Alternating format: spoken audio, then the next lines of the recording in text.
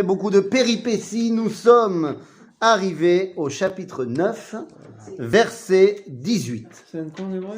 Ça donne Perek Tet, Pasuk Yutret. Nous sommes dans l'après-déluge. Donc nous sommes dans l'après-déluge. Qu'est-ce qui s'est passé dans l'après-déluge?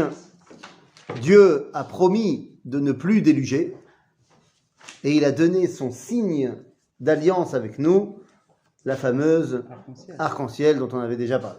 Ça commence à faillir vous, Voilà. Cette semaine, j'ai reçu par internet un arc-en-ciel qui faisait tout le tour. Tout le tour. Mais je ne sais pas où ça a été pris. Okay. Moi, je l'ai pas vu, mais par contre, j'ai vu des trucs sur Facebook. Oh là là, on n'a pas vu d'arc-en-ciel rond depuis la sortie d'Égypte en l'an. Ça veut dire que la Géoula est proche, ma chère va venir. Faites tes chouvas. Moi, je te dis simplement, j'ai vu un arc-en-ciel. C'est David qui a dû écrire ça. Non. C'était la photo d'un arc-en-ciel et c'était beau. C'est tout. Nekuda, c'était beau. Oui, non, mais... C'était beau. En tout cas, Iné. Donc nous sommes dans l'après-déluge.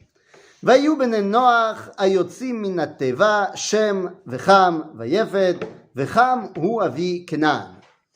Tout de suite, on nous présente Cham comme étant pas vraiment celui qui va avoir une influence, mais il est le père de Canaan. Semble-t-il que c'est parce que Canaan est son fils que Cham se comporte comme ça. C'est-à-dire que d'habitude, ce sont les parents qui influent sur leurs enfants. Ici, il semblerait que ce soit l'inverse. Que ce soit Canaan qui influe sur Cham. Ok. Shlosha ele bene Noach, umeele nafza kol haaretz. Vayachel Noach isha adama, vayita karem. Noach nous est présenté ici comme étant un agriculteur. Ish adama, l'homme de la terre. Et d'ailleurs, c'est tout à fait vrai. On avait vu à la naissance de Noach qu'il avait été appelé Noach parce que c'est lui qui va enlever notre douleur, notre tristesse à cause du travail difficile, laborieux de la terre. Nos sages nous diront que c'est lui qui a inventé la charrue pour permettre de travailler la terre sans avoir trop de mal. Et on avait dit, Noach naît le jour où Adam meurt, donc la fin de la malédiction de Adam. La terre a été maudite à cause de lui. Donc maintenant qu'il n'est plus là, alors on peut recommencer quelque chose. Donc Noach et Ish Adama. Et qu'est-ce qu'il fait après le déluge? Vayita Karem. Il a planté une vigne. D'où est-ce qu'il avait cette vigne? Il avait du Par l'oiseau. Il avait la portée avec lui dans la Teva. C'est pas le corbeau. Non, c'est pas le corbeau. Lui, il a amené une feuille, un rameau d'olivier. Pas le corbeau, mais la colombe. La colombe. Donc là, Vaïta Karem. Vayesh minayain. Pourquoi il a fait ça? Pour s'enivrer. Pourquoi faire? Pour oublier. Ben oui, pour oublier. On en avait déjà parlé. On avait déjà parlé. Top, mais c'est d'accord. Non, mais je me rappelais plus exactement dans quelle version c'était arrivé. Très bien, très bien. Et donc, non, mais on avait dit aussi que Shem ve Yefet, on avait expliqué ce que ça veut dire Yefet. Ça veut pas dire beau. Non, on n'avait pas dit. Non, bon, très bien. Alors on y va. Donc effectivement, il boit pour oublier. On est après le déluge. Le stress. Mais tu imagines, c'est terrible de devoir passer à la reconstruction. C'est-à-dire que tu laisses tout un monde derrière toi. Ceux qui vont naître maintenant, ils ne savent pas ce qu'ils ont perdu. Mais toi, tu le sais. Vayesh minayain vaishkar vaitgal betoch haolo. Vayar Cham avi Kenan. Iné, Cham est représenté comme étant le père de Canaan. Et ervat aviv. Vayaged lishne echav bachutz. Pourquoi est-ce que il a été dormir nu? Non, pourquoi pas? Je sais pas, le pyjama. Je sais pas si à l'époque ils avaient ça. Alors, la vérité, c'est que c'est toi qui as raison. Quand tu regardes dans le Talmud, tu vois que les gens, c'était l'habitude, quand il fait en été, d'aller dormir nus. C'est pas du tout étonnant de trouver des gens qui dormaient nus à l'époque. À tel point que la Gemara, elle va se poser la question, mais si elle est nida, est-ce que tu as le droit de dormir nu avec elle, machin? Donc, de là, tu apprends, alors, les gens, ils dormaient nus, ils connaissaient pas le pyjama. Quoique, il y a quand même quelque chose qui s'appelle Ksut Laila. Ksut Laila, c'est quoi? C'est une grande chemise de nuit, comme ça. Là, soit il avait chaud, soit il veut revenir à l'état originel. Alors il est censé recommencer le projet qui avait commencé avec Adam. Au début, Adam, il était nu. Donc il veut revenir à l'état originel. De la même façon, il va boire de cette même vigne, nous dirons Chazal, que Adam Arishon avait utilisé de Etzadat, d'après la vie, qu'il s'agit d'une vigne. On sait à quelle époque, à quel moment de l'année c'est en été, en hiver, machin. Il Ah avait bah, chaud. c'est pas exact. C'est-à-dire qu'on sait quand est-ce qu'il est sorti de la Teva. Oui. Oui, Vous en avez- Cheshvan.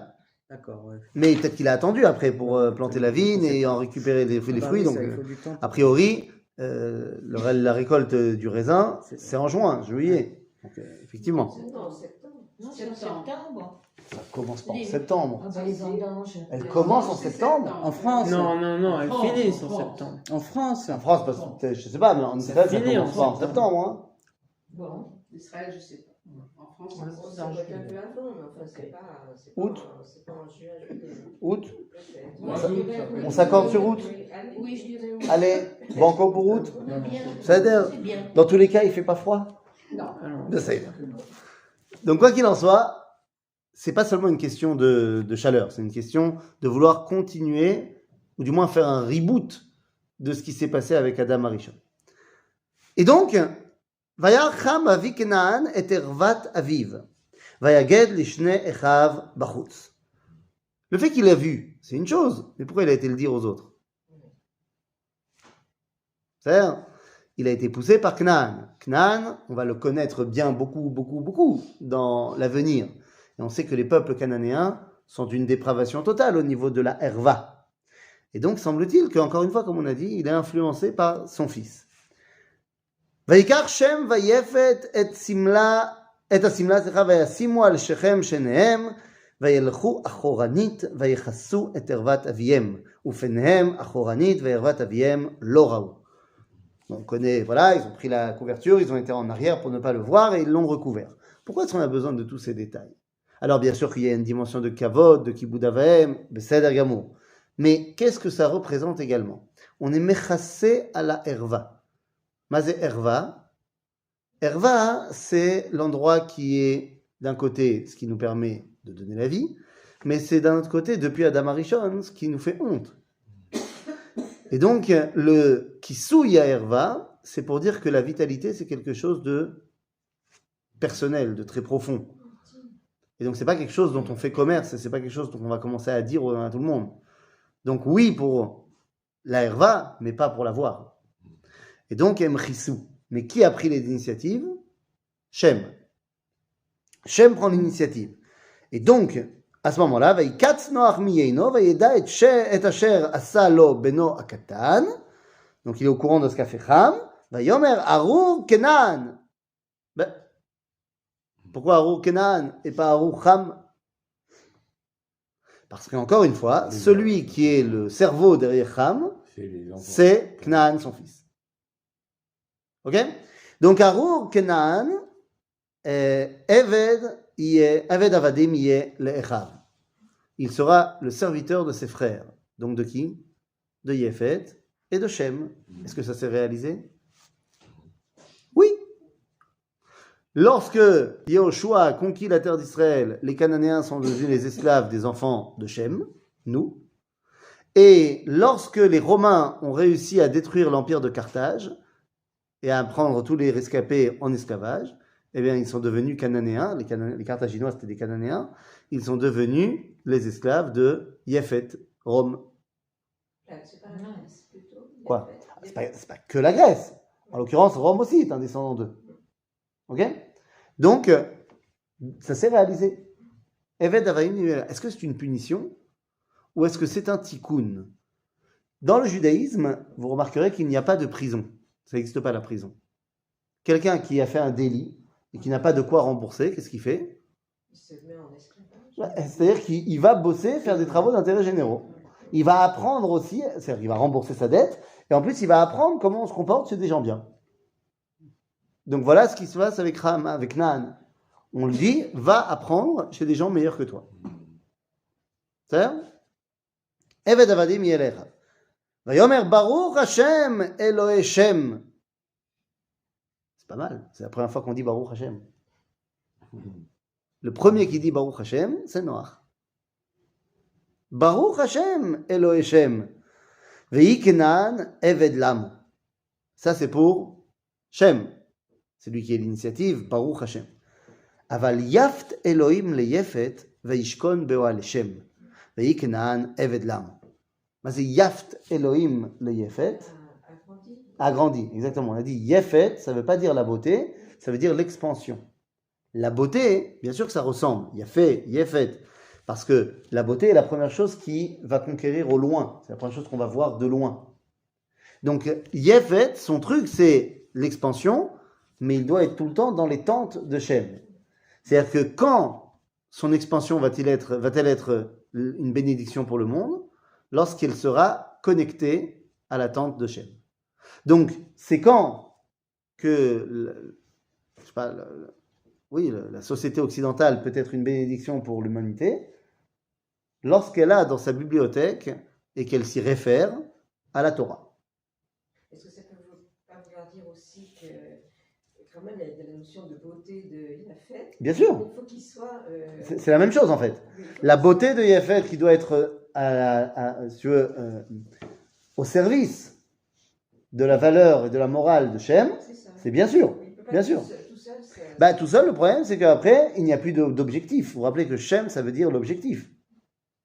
Donc, s'il n'y a plus ça. De toute façon, il faut que ce soit dans une communauté, il faut que ce soit dans un ordre social. Avec quelque chose Oui, oui, mais un ordre social qui aurait des valeurs bonnes. Parce que si l'ordre social n'a comme valeur, comme simple valeur que l'esthétique, ça crée une société terrible. Hein? Une société terrible. Ok. בסדר. ויחי נוח אחר המבול 300 שנה ו50 שנה. Il a vécu 350 ans. ויהי כל ימי נוח 900 שנה ו50 שנה וימות. Ça y est, 950 ans, il passe l'arme à gauche. Il mange les pissenlits par la racine. Quoi? Hein? Je ne sais pas s'il mange quelque chose. Ah, c'est ça. Maintenant, on avait dit qu'il y a un problème parce que on a dit que le déluge a commencé quand il avait 600 ans, qu'il a vécu après le déluge 350, mais que le déluge a duré 1 an. Donc il aurait dû vivre en tout 951 ans. On avait expliqué que le temps ne passe pas de la même façon à l'intérieur de l'arche et à l'extérieur de l'arche. Ça, je n'arrive pas à comprendre. Pourquoi tu n'arrives pas à Je comprendre? n'arrive pas à comprendre. Un miracle, ça te dérange pas? Non, que tu dises que le temps n'était pas le même, j'ai du mal. Mais tu as du mal quoi? Physiquement parlant? Oui. Alors, le fait que Dieu il fasse arriver tous les animaux deux par deux, machin, ça c'est pas de problème. Non, Ah bon? non. Parce que c'est visuel.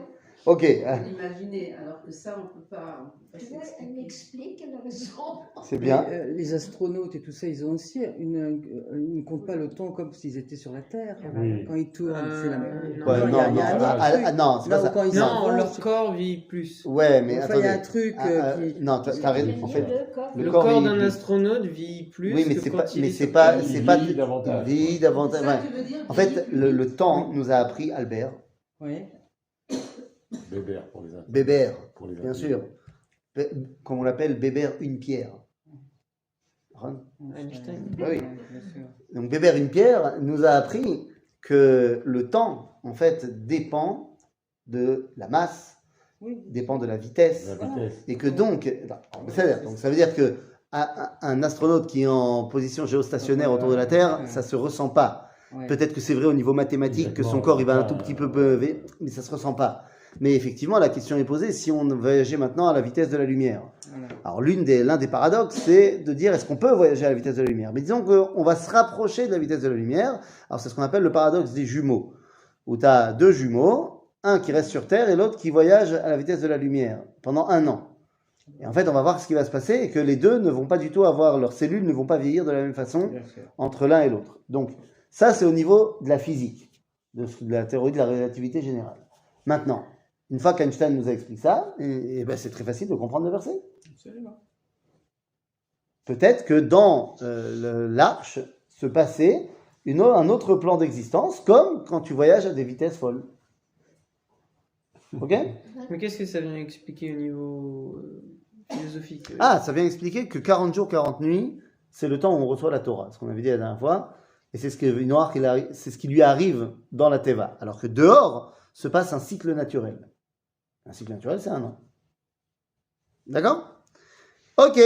Ve'ele toledot bene Noach, Shem, Ham, Vayefet, Vayivalledu lahem banim achar amabul. Achar amabul, ça veut dire juste après le déluge. Il y a une différence entre achar et acharé. Lorsqu'il y a marqué dans la Torah achar quelque chose, c'est juste après. Lorsqu'il y a marqué acharé quelque chose, c'est que ça s'est passé longtemps après. Donc là, on commence à repeupler la planète juste après le déluge. Et c'est qui les enfants alors? Bene Yefet, Gomer ou Magog ou Madai, ve Yavan, ve Tuval ou Mesher, ve Tiras. Il y a des noms qui nous sonnent connus. Bon, Tiras, non, c'est vrai que Yavan. le maïs, c'est pas. Mais Yavan. Tu faisais référence tout à l'heure à la Grèce, effectivement. Magog. Alors, Magog, Magog. on va connaître ça dans la prophétie de Yecheskel, dans le chapitre 38, de Gog ou Magog, effectivement. Ce serait vers la Perse, au niveau géographique. Ça, je ne dis pas que la Perse, c'est On prendra forcément... qui voudra. Non, c'est une des possibilités que la Perse prenne le rôle de Milchemet Gog ou Magog. C'est possible. C'est pas une nécessité. En fait, c'est quoi Milchemet Gog ou Magog? Je t'invite Non, à ça aller va, sur ma t'as- chaîne YouTube. Ah, J'ai 2 cours C'est moi qui entiers, l'ai 3 fait. cours entiers sur Gog ou Magog, qui s'appelle Gog ou Magog 1, Gog ou Magog 2 et Gog ou Magog 3. C'est mieux que Rambo, ton T'as vu ou pas? C'est sur quoi? Sur ma chaîne YouTube. Oh, d'accord. Donc tu marques Graphison, Gog ou Magog et tu vas avoir les 3. C'est-à-dire, quoi qu'il en soit, où venait Gomer, Ashkenaz, Verifat, Vetogarma. Ah bah tiens, voilà d'où ils viennent. Ashkenaz, c'est quoi Ashkenaz? Oui. Alors ça s'appelait pas l'Allemagne à l'époque, évidemment, mais les peuples d'Europe centrale, ça va être Ashkenaz. Bene Yavan, Elisha, Tarshish, Kitim, Dodadim, mais ellen nifredu iye agoyim be'artzotam, ish lilshono lemishpechotam begoyehem. Très bien. Ça c'est pour Yefet. Ou Bene Cham, Kush ou Mitzrayim ou Put ou Knaan. Donc là aussi on a des noms qui nous sonnent très connus. Kush, Mitzrayim, l'Égypte évidemment. Knaan, on connaît très bien. ובני כוש סבה וחבילה וסבתה ורעמה וסבתך ובני רעמה סבה ודדן וחוש ילד את נמרוד. והוא החל להיות גיבור בארץ. Nimrod. Nimrod, son nom est tout indiqué. On va voir ce qu'il va faire. Mais Nimrod, il est présenté comme quelqu'un de Gibor. Ça veut dire quoi, Nimrod? Nimrod, nous allons nous révolter. C'est lui qui a fait la Ah oui, tour. C'est lui qui plus tard fera la tour de Babel, effectivement. Donc, Vechush Yalad et Nimrod. Mais regardez comment on nous le présente. Huaya Gibor Tsaïd, Livne Hashem. Gibor, c'est pas comme Sadik. C'est vrai que Gibor, c'est pas Tzadik, mais Ezeu Gibor, Ça veut dire. Akovesh et Yitzro. Physique. Oui, mais la Mishnah nous dit Ezeu Gibor, Akovesh et Yitzro. Ouais. Donc, il est aussi physique parce qu'on nous dit qu'il est Gibor Tsaïd, Livne Hashem. Ah, d'accord. C'est-à-dire qu'il y a, oui, un potentiel énorme pour cet homme-là. Et d'ailleurs, regarde ce qu'il va faire. Vatei Reshit Mamlachto Bavel. Ve'erer ve'akad ve'kalne ve'eretz Shinar. Nimrod est le fondateur de l'État. Jusqu'à présent, il n'y avait jamais eu de pays. Il y avait des communautés humaines qui vivaient ensemble, mais il n'y avait jamais eu de pays. Il n'y a pas de frontières. Et là, Nimrod crée la Mamlacha, le royaume. Il est le premier roi de l'histoire. C'est pas mal. Et c'est où son royaume? Babylone. Alors, ça tombe pas mal parce que quand on regarde un petit peu dans les vestiges archéologiques, machin, on parle de la Mésopotamie, de Sumer, comme étant les premières cités-États de l'histoire, telles qu'on les, pour l'instant, de ce qu'on a retrouvé. Maintenant, c'est quand? Est-ce qu'on pourrait dater Nimrod? Plus ou moins, plus minus. C'est le petit-fils de Ham. Ouais. C'est l'arrière-petit-fils donc de Noach. Donc, combien de temps sépare Nimrod et Noach? Allez, une centaine d'années. 100 ans. Une centaine d'années. Donc, c'était quand le déluge, rappelez-moi? C'était en quelle année? On se rappelle? Non. Mais si, on se rappelle. C'était en 1656. Ah bon. Non, depuis. C'est-à-dire pas avant notre ère. En 1656, depuis Ah, c'est Adam Arishon. Adam Arishon. Ce qui veut dire... 400 ans environ. Quoi? 300 plus 100. C'est Hein 400 ans qu'il est. Je pas compris. Il y a 400 ans de différence entre Nimrod et le déluge. Ah oui, oui, effectivement. Entre le Nimrod, entre le déluge et Nimrod, il y a à peu près 400 ans d'écart. Quoique, je suis pas certain d'accord avec toi. Parce que à aucun moment on nous a dit que il fallait attendre que Noach meure pour commencer à avoir des petits-enfants. Donc moi je pense qu'au contraire, il y a une centaine d'années entre la fin du déluge et la naissance de Nimrod. Mais pour me donner un ordre d'idée, Nimrod, c'est un contemporain d'Abraham. Ah oui, oui. Il est plus âgé qu'Abraham, mais c'est un contemporain d'Abraham. Donc ça veut dire que Nimrod, c'est plus ou moins aux années 1900 de l'ère juive. Nous sommes en 5782. Donc ça veut dire que Nimrod, c'est il y a à peu près 3700 ans, 3800 ans. D'accord? Donc ça veut dire que c'est pas si longtemps. Et effectivement, les premières cités-États, ça a 4000 ans à peu près. Donc, on est pas mal. Ok? Question. Oui. Pourquoi est-ce que Noach vit autant de temps et après on repasse sur des. Ah, ça, on avait évoqué cela avant. On avait évoqué cela il y a moult, lorsqu'on avait vu les gens comme Methuselah. On a dit parce que, semble-t-il, ils puisent leur vitalité pas seulement de la nourriture qu'ils mangent. Et d'ailleurs, on a dit, c'est certainement pas tout le monde qui vivait 900 ans, certaines personnes dans chaque génération, qui puisaient leur vitalité directement de Dieu. C'est ça? Ok, donc, on a créé donc à Babylone le premier royaume de l'histoire. Mina Haaretzaï Yatsa Ashur. Ah bah tiens. Il y a un homme qui était à Babylone, mais qui en est parti. Le Midrash nous dit, oui, quand ils ont commencé la tour de Babel, lui, il a décidé de ne pas souscrire à cette politique communiste. Parce que, on va voir, la tour de Babel, c'est le communisme à l'état pur. Et donc, il a dit, et c'est qui cet homme-là? C'est Ashur. Ah, tzaddik Ashur. Ouais, bien sûr, tzaddik. Pourquoi il est parti? Min haaretzaï yatsa Ashur, vayiven et Ninve, ve'et Rechovot, Ir, ve'et Kalach, ve'et Resen ben Ninve ou ben Kalach, Ir Agedola. Pourquoi il est parti Ashur? Pour faire quoi? Pour faire Babel 2. En fait, il était juste pas content que ce soit pas lui le chef. Donc il est parti pour faire la même chose que Nimrod ailleurs. Il voulait être calife à la place du calife. C'était son nom, Assur, ou c'était le nom de la ville? C'était son nom, et donc il a donné son nom au nom de la ville. Assur. Oui, bien sûr, c'est le nom d'un empire. Oui. L'empire de la Assyrie, Mamlechet Ashur, ça va devenir un des plus grands empires de l'époque. Il va être plus puissant que Babylone. Enfin, avant que Babylone devienne véritablement puissant, c'est Ashur qui va contrôler le monde. Il sera plus grand que Sumer. Oui. Ok? Donc, on voit que Ashur, Il s'appelle Assur. il s'appelle Ashur. D'accord? Il n'y a pas un rapport avec l'écriture? L'écriture ashurite? Oui. Non, aucun. L'hébreu s'appelle dans le Talmud ashurite parce qu'elle est droite. Parce qu'elle est. Droite. Quand on parle de Ktav Ashuri, c'est l'hébreu que nous on connaît aujourd'hui, qu'on apprend à l'Ulpan, pas l'hébreu cursif qu'on écrit. C'est l'hébreu qu'on retrouve dans les livres, parce que ce sont des lignes droites. Yachar, Ashur, Yachar. Ok, donc c'est des écritures comme ça, de droite. À l'inverse de ce qu'on appelait le Ktav Ivri Kadoum, qui était beaucoup moins droit que celui-là. D'accord? Donc, ok.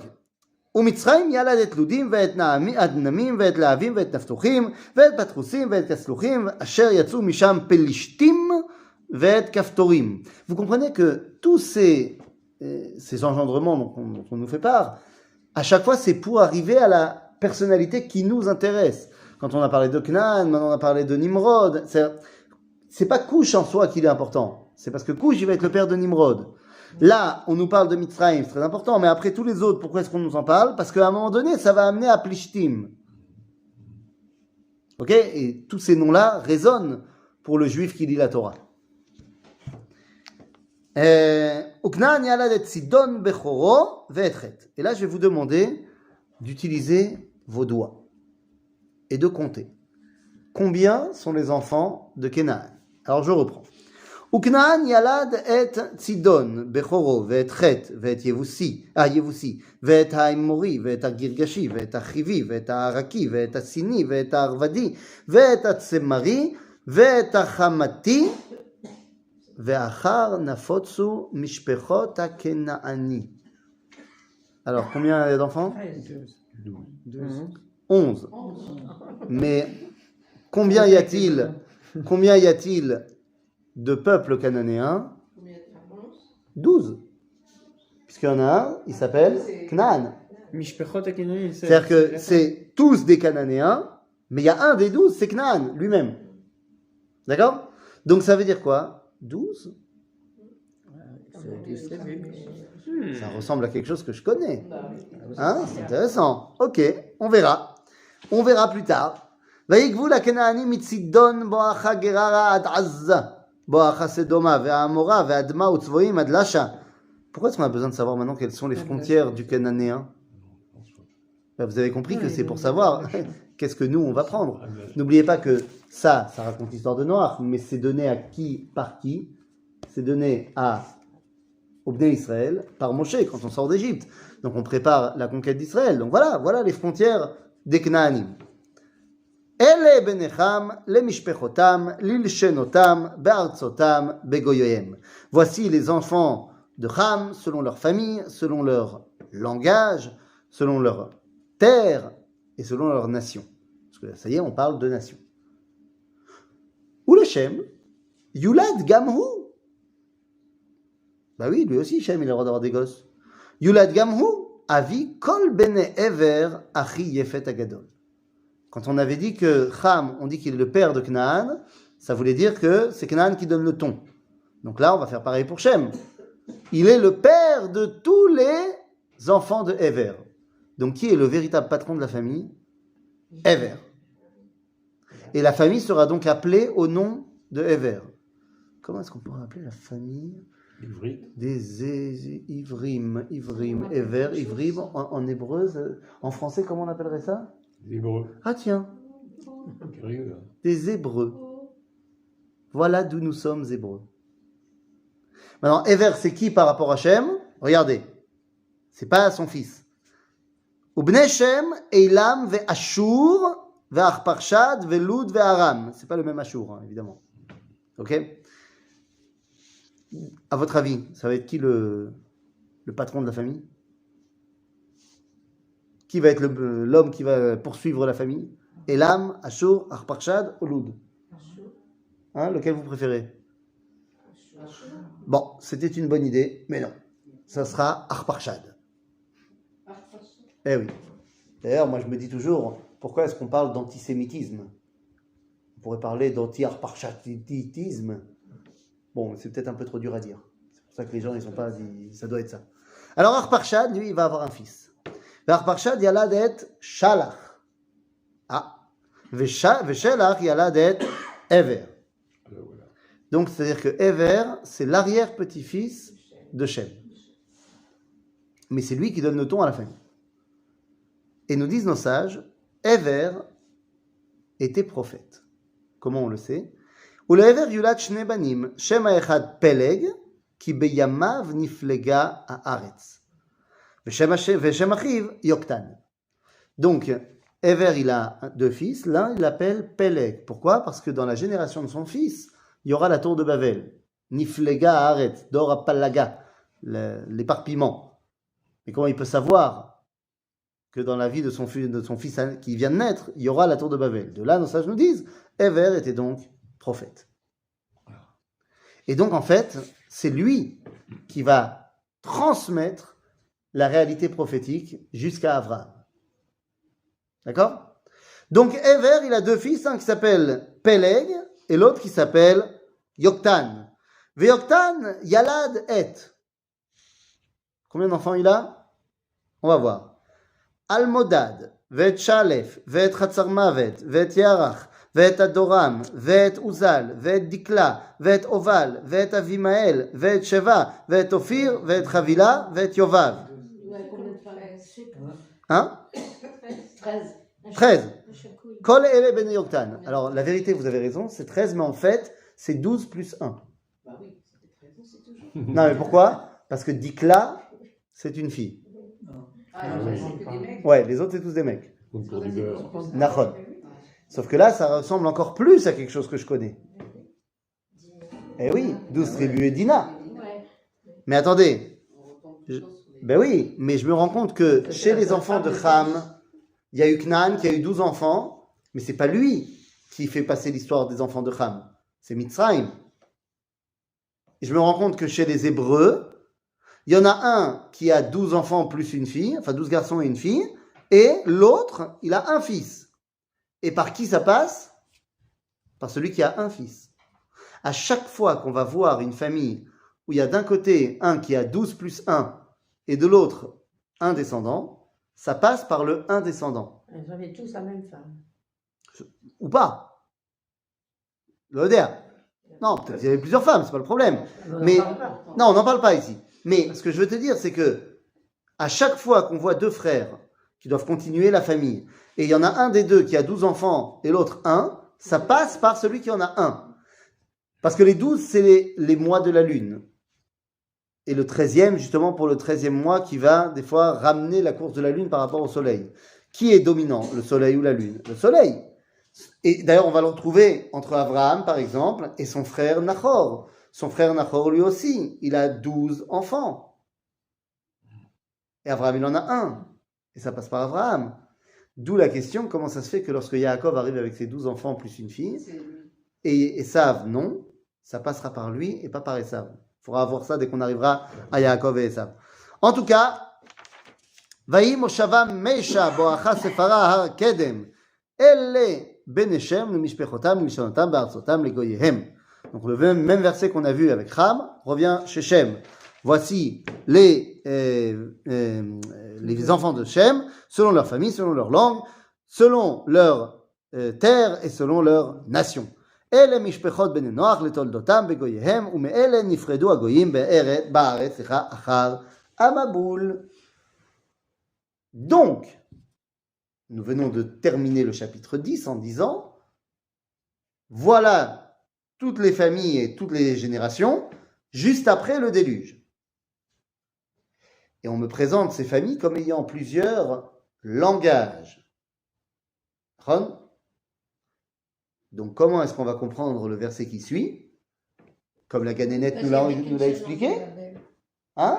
La Ganénette nous avait dit que l'histoire de la tour de Babel, au début, ils avaient tous la même langue. La même langue, c'était ça. D'accord? Oui, mais il y a un jour qui s'est tiré. Mais là, il n'empêche que c'est pas la question. C'est pas la même langue, non. On nous a quand même dit, la Ganénette nous a dit, qu'au début, ils avaient tous la même langue. Et que Dieu, il a mélangé les langues, et c'est pour ça qu'ils ne se comprenaient plus. Sauf que on vient de lire que c'est pas vrai, que la Ganénette nous a menti, Oh, la vie. ou sciemment ou inconsciemment, mais elle nous a menti, puisqu'on vient de lire, ils avaient déjà plusieurs léchonot, et les enfants de Ham aussi, et les enfants de Yefet aussi. C'est écrit noir sur blanc. Donc c'est en sachant cela que nous pouvons arriver à l'histoire de la tour de Babel. Vaikol haaretz safa echad udvarim achadim. Alors ils avaient tous Alors, quoi? Comment il traduit toi? Une seule langue. traduit, toute la terre avait une même langue. Ben Et voilà. des paroles semblables. Ben voilà. Ben voilà. Mais c'est pas vrai. Ben non, c'est pas vrai. D'ailleurs, c'est mal traduit. Moi, j'étais à l'Ulpan. Qu'est-ce que veut dire le mot lachon? Langue. D'ailleurs, quand tu vas chez le boucher et que tu lui dis un irotse lachon, qu'est-ce qu'il te donne? Une La langue. Ça veut dire quoi en hébreu? Safa? Ben non, pas langue. Un idiome. Ah, c'est pas mal. Ça veut dire un langage. On traduit par langue. Mais non. Non, Ça t'as façon raison, scientifique. Non, non, ça veut pas dire ça. Une frontière. Safa. Shaha. Une lèvre. Non, Ouais. Sfat. Sfataim, parce que tu en as deux. Parce qu'il y en a deux. Pourquoi on dit pas Safaim? Non, Parce non, que ça alors, sonne pas bien. non, On a non, rajouté non. on a transformé le hé en tav, mais ça c'est normal. Sfataim, safa, c'est la lèvre. Lachon, shafa, c'est pas pareil. Donc effectivement, ils ont déjà plein de leshonotes. Aval vayi kol haaretz safa echad. Quelle est la différence? Lachon, c'est pnimi, c'est à l'intérieur, au niveau du corps aussi. La lèvre, c'est à l'extérieur. Donc, lachon, c'est la langue, c'est le dialecte. C'est intérieur, c'est propre à chaque culture. Aval, safa, c'est la culture. Ah oui, c'est comme l'hébreu de Yiddish. Non. Non. Je dirais que il y a le Yiddishland, si tu veux aller dans la comparaison du Yiddish. Là, il y a le Yiddish langue ou autre chose. Non, mais prenons le Yiddish, 2 secondes. Prenons le Yiddish. Il y a la culture Yiddish, l'humour Yiddish, le théâtre Yiddish, ce que tu veux. La langue Yiddish. Attends. C'est une culture particulière. Il y a des insultes en Yiddish, des blagues en Yiddish que mes amis marocains ne comprendront jamais. Jamais. Hein, jamais. Jamais. Ah, Est-ce que je rate vraiment quelque Ah oui. chose? Oh oui. tu rates. Oh Tu oui. peux pas imaginer ce que tu rates. Évidemment. Je te souhaite d'être comme un calendrier, qu'on t'accroche au mur et que tous les jours on t'enlève un morceau. Une page. Hein, ça c'est de Comme la... un poireau. Oui. La tête. Ça sonne vachement mieux en Yiddish. Mais en tout cas, Une vraie. donc il y a cette culture. Mais on ne parle pas le même Yiddish quand on habite en Galicie que quand on habite à Vilna. On ne parle pas le même Yiddish quand on est... Alors, il y a évidemment, c'est le même tronc, mais l'accent change, les formules changent. C'est-à-dire que dans une même culture, et on a tous la même, on va avoir des dialectes un petit peu différents. Eh bien, c'est de cela qu'on parle. C'est-à-dire que Kol Haaretz Safa Echad. Ils ont tous la même culture, le même objectif. Mais ils ont chacun des langages différents en fonction de leur identité. Ok, c'est de cela dont on est en train de parler. Donc on nous dit ici, Vaikol Haaretz Safa Echad, nous dit Rashi, c'était quoi cette Safa Echad? Leshon HaKodesh. Ça veut dire quoi Leshon HaKodesh? Ils parlaient tous hébreu? Non. Et là, que veut dire le mot Lashon HaKodesh? Enfin, les mots. Ça ne veut pas dire la langue sainte. Parce que... La langue pour étudier, la langue pour... traduction littérale. Leshon HaKodesh. Oui. Ça ne veut pas dire la langue sainte. C'est une erreur de traduction qu'on fait souvent. Comme d'ailleurs on dit Eretz HaKodesh. On traduit ça malheureusement par la terre sainte. C'est faux. Parce que pour dire la langue sainte, on dirait Lashon HaKedosha. Oui. Ou alors Eretz HaKedosha. Eretz HaKodesh ou Lashon HaKodesh, ça veut dire la langue du saint. Ah. Ben, c'est plus logique. Ben oui, d'abord c'est plus logique, mais ça veut surtout pas dire la même chose. C'est-à-dire que la langue qui permet de dévoiler le saint, la terre sur laquelle on peut dévoiler le saint. Donc, évidemment que l'hébreu, c'est plus facile. L'hébreu est propre et propice pour être Lashon HaKodesh, puisque le saint s'est dévoilé en hébreu. Mais toute autre langue peut être Lashon HaKodesh. Ça sera plus dur. Mais tu peux faire un cours de Torah en français. Ça ne veut pas dire que la langue de Molière, c'est tout le temps Lashon HaKodesh. Bien sûr que non. Il y avait un film, à l'époque, une époque où les gens de moins de 20 ans ne peuvent pas connaître. Il y avait un film qui s'appelait Matrix 2. Ben maintenant, t'as Matrix. Et je sais, non, il y a 4 maintenant, il revient, c'est le 4. Et il y avait une scène où il y avait, dans le film, il y avait un homme qui se faisait appeler le Mérovingien. Et joué par Lambert Wilson, si je ne m'abuse. Et sa scène d'introduction, c'était qu'il parlait en français, même dans la version en VO. Et il disait, j'adore les jurons français. Alors, en français, il y a une quantité incroyable d'insultes. Bon, c'est pas toujours facile de dévoiler le Kodesh avec le français. Mais tu peux. Ça peut devenir la Lashon HaKodesh. Donc quand on te dit que toute la terre avait Safa Achat, ils avaient un objectif. C'était de faire le lien avec Dieu. On va voir si c'est pour le bien ou pas pour le bien. Mais c'était ça l'objectif. Après, chacun, il l'avait dans sa langue. Ok? Il y avait une culture mondiale, mais qui était parlée différemment. Ok? Donc, Vaïkol haaretz safa echad ou dvarim achadim. Mazé dvarim achadim. Qu'est-ce qu'ils veulent faire? Nous dit Rashi. C'est quoi le projet? Rashi nous dit dvarim achadim. Il y a plusieurs infos. Où est-ce qu'il est celui-là? Ah oui, il a commencé de l'autre. Dvarim achadim. Baou be'etza achad ve'amru. Lo kol eimenu sheyavor lo et ha'elyonim na'ale larakia ve'na'ase imo milchama.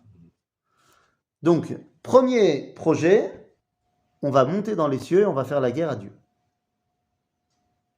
Deuxième projet, davar acher, al yichudo shel olam. C'est-à-dire, sur Bichlal, la place qu'occupe Dieu.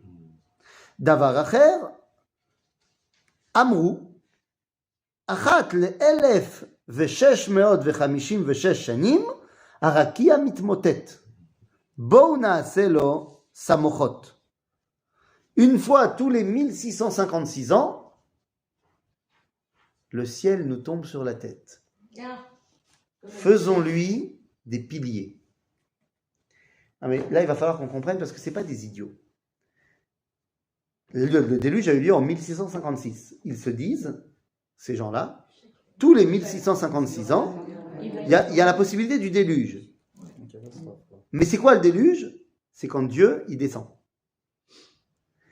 Venez, on va faire des piliers pour soutenir le monde. C'est pas mal. Et c'est représenté par quoi ces piliers? Ben, ça va être la tour de Babel qui arrive là maintenant. C'est ça. C'est-à-dire qu'ils étaient très vaillants, les Babyloniens. Ils n'avaient peur de rien, à part d'une seule chose. Le ciel. Le ciel ne leur tombe sur la tête.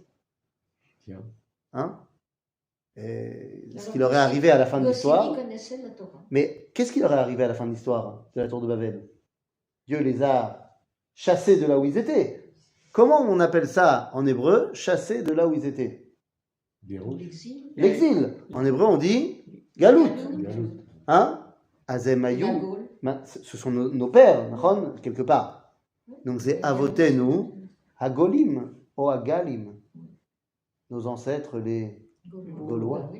Bah, tu vois. Donc on peut quand même dire que Hein? nos ancêtres c'était les Gaulois. T'as vu? Ça va Alors, faire plaisir à Zemmour. T'as vu ou pas? Il ne sait pas, lui, encore. S'il voit le cours, il va. Alors, si tu nous regardes, Eric. Retweet-moi. Hein? Bekitsour. Alors, ok, maintenant, comment la tour de Babel va régler le problème? Parce qu'ils ne sont pas bêtes. Hein. À aucun moment, ils pensent que la tour, elle va soutenir le bleu du ciel. C'est pas ça le débat. Ils savent tous très bien que ce n'est pas une question de pluie, que c'est une question de divin. Donc, en quoi la construction de la tour va régler le problème? Quel a été le problème qui a amené le déluge? C'est que les hommes étaient pourris les uns avec les autres et que Dieu nous a jugés. Donc, on a deux problèmes à régler. Le rapport entre les hommes et le fait que Dieu ne nous juge pas. Et là, voilà comment on va régler le problème. Iné. Vaï benos am mikedem. Je suis au verset bête. Ouais. Vaï benos am mikedem. Ils ont voyagé depuis. Depuis où? C'est où, Kedem? L'Orient, l'Est. Donc, s'ils viennent de l'Est et qu'ils vont. Kedem, ça fait référence au soleil? Oui. D'accord. L'Est s'appelle Kedem dans la Torah. D'accord. Maintenant, s'ils viennent de l'Est, donc ils vont où? À l'ouest. À l'Ouest. Voici les inventeurs de la société occidentale, de la civilisation occidentale. Et oui, quel est, on l'avait déjà évoqué, le marqueur principal de la civilisation occidentale par rapport à la civilisation orientale? On avait dit, le marqueur, c'est la volonté d'évoluer, de ne pas se satisfaire de la situation, mais de la faire avancer. Alors qu'en Orient, et particulièrement en Extrême-Orient, on veut rester dans le statique. Eux, ils veulent avancer. Benos am miked. Donc on veut faire avancer les choses. Ok, voilà les inventeurs de la civilisation occidentale. Mais qu'est-ce qu'ils vont faire? Vaimtseu bika. Ils ont trouvé une bika. C'est quoi une bika? Alors vallée, c'est une emek.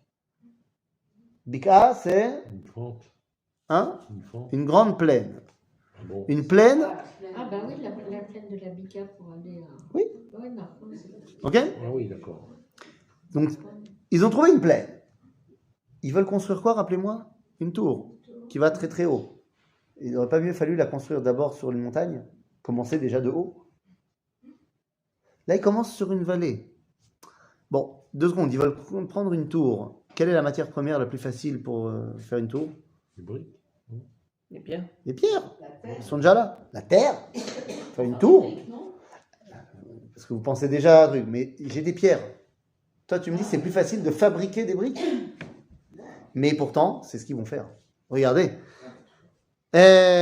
וימצאו בוקה בארץ שינה וישבו שם, ויאמרו איש אל אחיו, איש אל רעהו, סליחה. הווה נלבנה לבנים ונשרפה לשרפה. ותהי להם הלבנה לאבן והחמר היה להם לחומר. Ils vont maintenant fabriquer des pierres manufacturées. Mais c'est une brique. C'est une pierre faite par l'homme. En d'autres termes, on règle le premier problème, le rapport à Dieu. Dieu me juge, mais à une seule condition, c'est que je sache qui il est et que je connaisse sa loi et je la transgresse. Si je ne connais plus sa loi, si je ne le connais plus, il ne peut pas me juger. Le concept de Tinok Shenishba Ben Agoïm, un enfant de 1 an qui a été abandonné par ses parents sur le parvoi d'un couvent pour le protéger de la Shoah. Et les parents sont morts à Auschwitz et le bébé a grandi chez les bonnes sœurs et elle est devenue bonne sœur. Et à 25 ans, elle découvre qu'elle était juive. Est-ce qu'on peut lui tenir rigueur des Shabbats qu'elle n'a pas fait? Bien sûr que non. C'est ce qu'on appelle Tinok Shenishba Ben Agoïm. Si je ne sais pas, je ne sais pas. Alors, ça ne marche pas quand tu vois le flic qui t'arrête parce que tu as un excès de vitesse. Tu ne peux pas lui dire je ne savais pas. Ça ne marche pas. Mais dans la halakha, ça marche. Dans la halakha, si tu ne connais pas la loi, tu n'es pas tour. Nul n'est censé. Nul n'est censé, mais si je l'ignore. C'est-à-dire, Ils ne connaissaient pas la loi. ben là, le but, c'est ça. Si je leur fais maintenant faire des briques, je m'éloigne autant que possible du Créateur. Je n'ai plus besoin de tes pierres à toi, je fais des pierres à moi. Je n'ai pas besoin de ta montagne, je vais faire une montagne à moi. Nimrod, lui, le patron, lui, il connaît. Mais les autres, ça va créer une société qui est éloignée de Dieu, qui ne le connaît plus. Donc ça règle le premier problème. Mais le deuxième problème, le rapport entre les hommes, comment on le règle? Ben, c'est simple. Hava. Mazé Hava.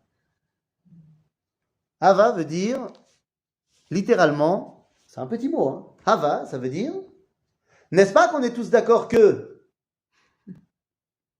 Abi, on dirait yiddish. tu connais pas Hava Nagila? Avant la guille. Hava Nagila. Oui, ça veut dire. C'est Heibel. Ça veut dire quoi? Ça veut dire, allez, faisons la fête. Et gare à celui qui n'est pas d'accord. Hava, Shlomo m'a dit que lorsqu'il a expliqué, Shlomo Balzan m'a expliqué, que lorsqu'il était en Russie et qu'il a essayé de faire un peu de judaïsme et qu'il leur a parlé de ce texte-là, il n'y avait pas besoin de leur expliquer. Ils avaient tous compris que Nimrod, c'était Staline. Parce que c'est exactement ça. Hava nivne lanu ir. Ça veut dire, on est tous d'accord, n'est-ce pas? Il y en a 2-3 qui ont émis une objection. On les a plus revus. C'est Hava. C'est exactement ça. Donc, comment est-ce qu'on va régler le problème? Maintenant, on va être tous devant le même et seul objectif. הווה נלבנה ללבנים ונשרפה לשרפה ותהיה להם הלבנה לאבן והחמר היה להם לחומר ויאמרו הווה נבנה לנו עיר ומגדל וראשו בשמיים ונעשה לנו שם פן נפוץ על פני כל הארץ. Donc l'objectif c'est de construire une tour qui va arriver jusqu'où? Aux cieux. Jusqu'aux cieux. Ça va prendre longtemps? Bah oui. Bah oui. C'est-à-dire que c'est une infinité de temps. L'objectif c'est que cette tour elle ne finisse jamais. Et donc, il y a des gens qui vont naître, le chantier sera déjà en place, ils vont vivre 100 ans, ils vont mourir, ça ne sera toujours pas fini. Toutes les forces de l'humanité sont tournées vers la tour. Donc, il n'y a plus de problème. On n'a plus de tacharout. Pourquoi est-ce qu'avant, à l'époque du déluge, les gens se disputaient tout le temps parce qu'ils pensaient que ça c'est à toi, mais en fait c'est à moi. Mais ça, là, il n'y a plus de notion de propriété, tout appartient à l'État. Tout appartient à la tour. Communisme, quoi. C'est pas shoot un communisme avant l'heure. Et ça marche, hein? Ça marche. Ça réunit les êtres humains. Bah oui. C'est autre chose. Nous dit Razal, la génération de la tour de Babel était aussi pourrie que celle du déluge. Mais pourquoi elle n'a pas été détruite? Parce qu'au moins ils étaient ensemble. Pour de mauvaises raisons, mais ils étaient ensemble. Ça a tellement bien marché que le Midrash Rabbah nous dit que un des hommes que Nimrod a réussi à convaincre, c'était Abraham, du haut de ses 48 ans à l'époque. Abraham faisait partie des constructeurs de la tour de Babel. Parce qu'il sentait qu'il y avait un truc qui n'allait pas, mais l'humanité est unie. Donc c'est bien d'être unis. On peut être unis dans le mauvais sens. Ben oui, c'est quoi le mauvais sens? C'est qu'ici on n'a pas créé d'unité, on a créé l'unicité. Ah oui, c'est ça. Et gare à celui qui ne serait pas comme tout le monde. Vous avez vu ce très bon film, j'imagine, La Vague. Terrible. Tu l'as vu? Vous n'avez pas vu? Non. Alors, vois-le, tu vas kiffer. Il est sur YouTube. Hein. Tu vas vraiment apprécier. C'est un bon film, c'est un film allemand. Mais il est bien quand même. Il est sur La Vague. La Vague. Non, mais il existe en français. Hein. Il existe en français, je l'ai déjà vu. C'est un prof en Allemagne, dans un lycée, qui veut expliquer comment c'est très facile de tomber dans le fascisme et le totalitarisme. Et il fait une expérience avec sa classe. Ah oui, c'est facile. En une semaine, la classe devient fasciste. Maintenant, et donc voilà, ils font tout un truc. Le premier jour, ils se mettent d'accord sur un uniforme. Et il y a une des élèves qui vient, ils disent chemise blanche, pantalon en jean. Et le lendemain, il y a une des élèves qui arrive, tout le monde est en uniforme, et elle vient avec un chemisier rouge. En 3 minutes, elle est exclue de la classe. Donc c'est exactement ça. Alors qu'est-ce qu'on fait? Eh bien, il est. וירד השם לראות את העיר ואת המגדל אשר בנו בני האדם. ויאמר השם אין עם אחד ושפה אחד לכולם וזה יחילם לעשות. Voilà ce qu'ils ont fait suite à cette unicité. ועתה לא ייבצר מהם כל איש יזמו לעשות. הווה, ils ont fait hava, moi aussi je vais faire hava. הווה נרדה ונבלה שם שפתם אשר לא ישמעו איש שפת רעהו. Je vais leur faire comprendre qu'en fait, ils n'ont pas tous le même objectif. C'est pas vrai. C'est pas vrai. Et on a vu à l'éclatement du mur communiste, à l'éclatement du bloc soviétique, tout d'un coup, les peuples qui pendant 40 ans avaient... Ben non. Tout d'un coup, il y a plein de minorités qui en fait ont leurs avis à eux. Et bon, ça va créer des guerres terribles. On connaît ça, le Kosovo et la Yougoslavie et tout ce que tu veux. Mais c'est normal. Les gens, ils en avaient marre d'être dictés par une loi qui n'était pas la leur. אשר לא ישמעו את שפת רעהו, ויפץ השם אותם משם על פני כל הארץ, ויחדלו לבנות העיר. Ils ont arrêté de construire, ça y est. על כן קרא שמה בבל. Ils l'ont appelé Bavel. Lama? כי שם בלל השם שפת כל הארץ. Alors ça va pas du tout. Bavel, qui שם Balal. Alors pas Bavel, il fallait l'appeler Balbel. Eh oui, qui ne veut pas dire car? Des fois ça veut dire car, mais des fois ça veut dire ka'acher, lorsque. Ils ont appelé cette ville Bavel, lorsque Dieu a mélangé les saphotes. Qu'est-ce que veut dire donc le mot Bavel? Absolument pas balagan, mélange. Bavel veut dire Bab Ilou. En babylonien, que veut dire le mot Bavel? Bab Ilou, la porte des dieux. C'est-à-dire que Bavel, ils l'ont appelé Bavel parce que c'est là où Dieu s'est révélé à eux, pour les disperser. Mais pas parce que ça ne veut pas dire mélange, ça veut dire la porte du ciel. Pourquoi est-ce qu'on dit que Dieu est au ciel? Mais ils savent que Dieu est au ciel, pas dans le bleu, Dieu n'est pas dans le bleu, mais dans les... Non, bien sûr pas dans le Dieu, mais dans le Bereshit, Bara Elohim et Hashamayim, ça ils le savent. Mais il est venu ici, ok? Et donc voilà, et donc voilà, une fois qu'on a dit ça, la tour de Babel est terminée, et il va falloir maintenant essayer de trouver une autre solution pour réunir l'humanité, et ça, c'est ce qu'on verra la semaine prochaine. Quand on dit Babel-Oued, ça vient de là. Exactement. La force de... Exactement. Chazak ou Baruch.